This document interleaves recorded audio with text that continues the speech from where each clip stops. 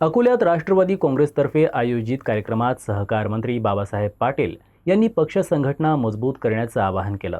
मतभेद विसरून एकजुटीनं काम करण्याचं आवाहन त्यांनी यावेळी केलं.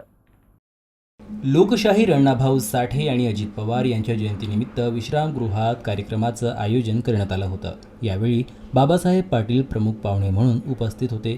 त्यांनी पक्षाच्या पदाधिकाऱ्यांनी तळागाळात संघटना मजबूत करण्यासाठी प्रयत्न करावेत असे आवाहन केले.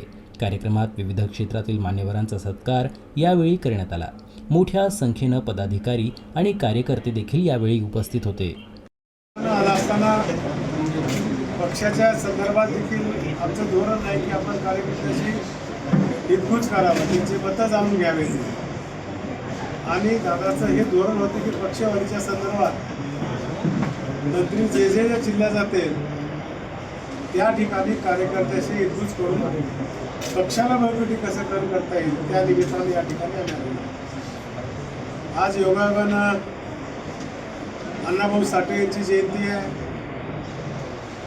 त्यांना अनुसरून या ठिकाणी मी अभिवादन करतो.